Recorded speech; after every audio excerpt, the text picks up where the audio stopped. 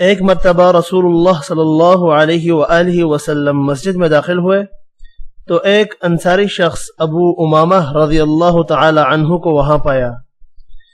فرمایا، اے ابو امامہ، کیا بات ہے؟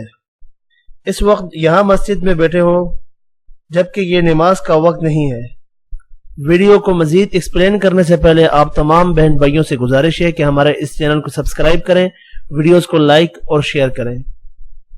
آپ میں سے کسی بھی بہن بھائی نے قرض دینا ہو اور اس قرض کی وجہ سے آپ بہت زیادہ پریشان اور فکر مند ہو تو یہ ویڈیو آپ نے اینڈ تک واچ کرنی ہے۔ یہ ویڈیو صرف آپ ہی کے لیے ہے۔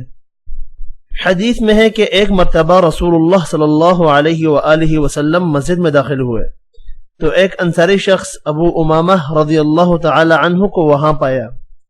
فرمایا، اے ابو امامہ، کیا بات ہے؟ اس وقت یہاں مسجد میں بیٹھے ہو جبکہ یہ نماز کا وقت نہیں ہے۔ عرض کیا، یا رسول اللہ صلی اللہ علیہ وآلہ وسلم، میں مقروض ہوں، قرض کی فکر و پریشانی میرے ساتھ لگی ہوئی ہے۔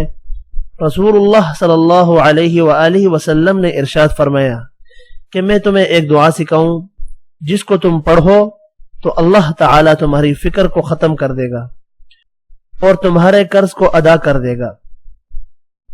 پھر آپ صلی اللہ علیہ وآلہ وسلم نے یہ دعا سکھائی اور فرمایا کہ صبح و شام اس دعا کو پڑھو۔ سیدنا ابو امامہ رضی اللہ تعالی عنہ کہتے ہیں کہ میں نے ایسا ہی کیا اور اللہ تعالی نے میرے فکر کو دور کر دیا اور میرے قرض کو ادا فرما دیا۔ دعا یہ ہے، آپ نے اس دعا کو غور سے سننا ہے تاکہ کسی بھی قسم کی تجوید کی غلطی آپ سے نہ ہو جائے۔ اللہم انی اعوذ بک من الہم والحزن وأعوذ بك من العجز والكسل وأعوذ بك من البخل والجبن وأعوذ بك من غلبة الدين وقهر الرجال۔ اے میرے اللہ، میں فکر اور غم سے آپ کی پناہ مانگتا ہوں اور عاجزی اور سستی سے آپ کی پناہ مانگتا ہوں اور بزدلی اور بخل سے آپ کی پناہ مانگتا ہوں اور قرض کے غالب آ جانے اور لوگوں کے مسلط ہو جانے سے آپ کی پناہ مانگتا ہوں۔ ہم اس غم کو کہتے ہیں جو انسان کو دیمک کی کھائی ہوئی چیز کی طرح کر دے۔ ہم حزن سے بہت زیادہ سخت ہے اور حزن اتنا شدید نہیں ہوتا۔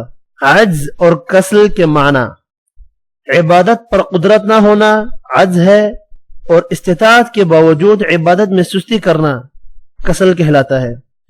نبی اکرم صلی اللہ علیہ وآلہ وسلم نے عجز اور کسل دونوں سے پناہ مانگی ہے۔